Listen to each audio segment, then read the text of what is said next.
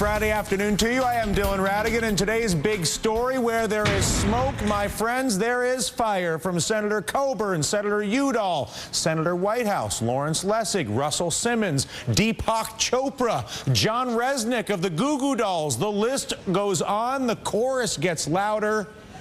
And the concern about the influence of money in American politics is swelling before our eyes into a fight song for people concerned about the auction of our democracy. 94% of the time, the candidate who raises the most money wins. That's not an election. This Thursday, yesterday, Senator Bernie Sanders of Vermont carried the pitch higher on the Capitol, proposing his version of a constitutional amendment that simply establishes that corporations, by law, are not people. In my view, a corporation is not a person. The Supreme Court says that these corporations have a constitutionally protected right to spend shareholders' money to dominate an election as if they were real, live persons. Here with us now, the man who is now at the center, the apex of the Great 28 debate, Senator Bernie Sanders. And Senator, what must be done, as the momentum is obviously accelerating, to support not only you, but all of us in this country who are desperate to see this debate for the 28th Amendment proceed? Well, this, Dylan, is the issue. Our job is to educate, to organize, and to put as much pressure on Congress so that they in fact pass a constitutional amendment to undo the disastrous impact to our democracy that Citizens United has done.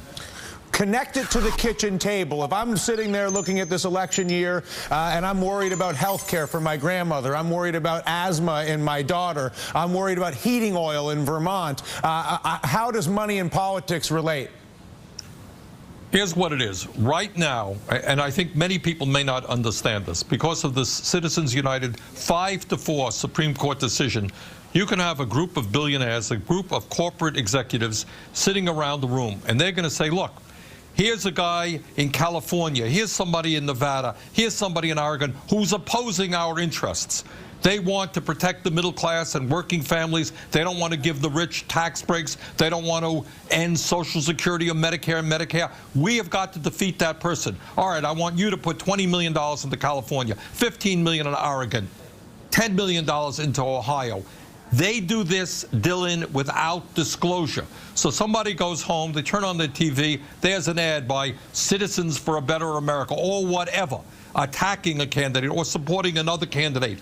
Unlimited sums of money from corporations who go into their own corporate treasuries, from the richest people in this country, without any disclosure, bombarding the airwaves, electing those people who support big money, trying to defeat those of us who support working class and middle class families. And if you look at a couple of the past amendments, one overwhelming success, one a very public piece of debate that certainly changed a lot of legislation but failed. I'm referring to the ERA, which failed as an amendment but did impact legislation, and changing of the voting age to 18 during the Vietnam War, which was perhaps the fastest amendment and came on a justice narrative, not a partisan narrative. How do you cast this not as a left or right issue, but as an issue of a breach of American justice, so that you can capture the same thing that was captured with the voting age at 18? Well, Dylan, your point is well taken. Here's the reality. Whether you are a Democrat, whether you're a Republican, whether you're an independent, whether you're a progressive like me or a conservative, overwhelming majority of the American people think that what that Supreme Court decision did is totally wrong. Very few people believe that large corporations should be able to buy elections. That is not what democracy is about. So your point is exactly right.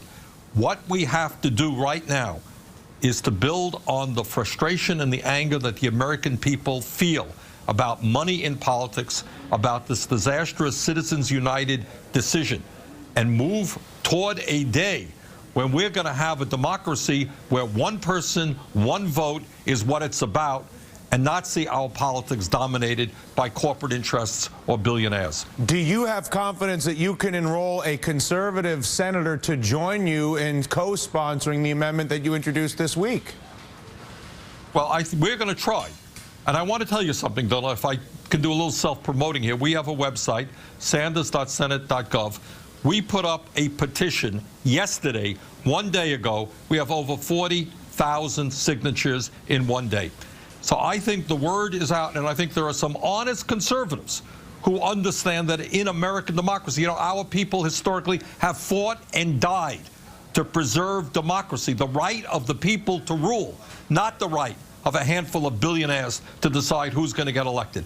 So I think regardless of political ideology, there is widespread support from the right to the left to say we have got to undo the severe damage that Citizens United has done to our democracy. As you know, there are a handful of amendments out there, and as you know, we here on the show initiated a petition to call for the Great 28 debate, not so much to advocate for a specific amendment, but to invite people like you to educate us as to why you view those amendments ought to be the way they are, and for people like ourselves to raise the temperature on everybody to actually do this.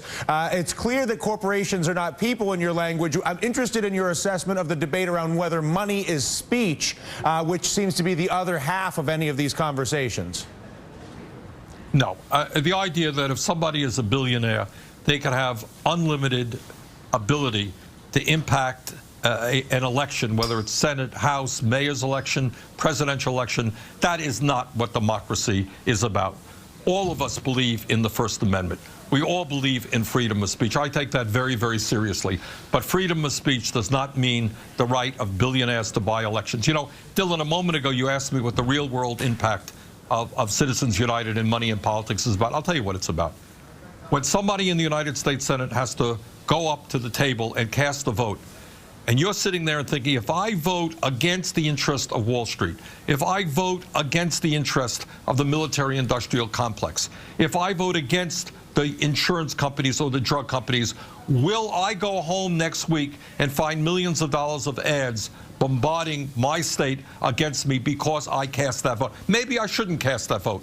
Maybe I shouldn't stand up to the big money interest. Maybe I should not oppose tax breaks for the rich because they may unload on campaign ads in my state. Those are the day-to-day realities that elected officials deal with because of this disastrous decision. And the other thing that it really has disgusted me since I left CNBC a few years ago and got into the sausage maker that is the American political system is the realization that my representatives and the representatives in our government across the board spend a stunning amount of time, especially in the House where it's a 2-year term, not learning, not debating, not even legislating, but literally in a fundraising contest like it's a bake sale for the Girl Scouts, and it's insulting to the American people. You're absolutely right. It is insulting. It is demeaning. You go privately, just do it off your TV camera. Talk privately to Republicans and Democrats and say, how do you feel about having to hustle money? You spend huge amounts of time, not only spending the time, but doing the thinking. How do you do your job, which is trying to legislate, trying to figure out how we solve the enormous problems facing our country, when half of your mind is figuring out, how do I raise $5 million in the next year? And what Citizens United has done, because it has unleashed huge amounts of corporate money and billionaire money, it makes those people who don't get that money say, my God, I'm going to have to work twice as hard now because they're really going to spend huge amounts of money against me. It is a horrendous situation, and your point is absolutely right. Talk to Republicans. Talk to Democrats and ask about, I may disagree with some of these guys on issue after issue, but they did not get elected to sit around getting on the telephone hustling money. They want to do what they're supposed to do to represent their constituents, and very often they just don't have the time to study the issues, to fight for those issues, because they're doing fundraisers or they're raising money on the phone. Very quickly, Senator, because I am running a clock, but I have the benefit of former Governor Buddy Roemer also as a guest in this show today. As you know, he is the only Republican presidential candidate running on the singular platform of getting money out of politics, and yet he continues to be marginalized in the context context of the Republican debates and in terms of including him in those debates. In brief, your thoughts on the Romer candidacy and his role in the Republican primaries. Well, to be honest with you, I'm not all that familiar with Mr. Romer's positions. But I think money in politics is the issue. And anyone who is concerned about the economy, healthcare, global warming, education, if you do not understand the role that money is playing in politics in protecting the interest of the wealthy and the powerful, then you really don't know what's going on in Washington. And I could not obviously agree with you more. We got 250,000 people on the Get Money Out petition. We're going to have 11 different amendments up, including yours, for people to study and learn about corporations, people, money, and speech. And thank you. Thank you, Senator.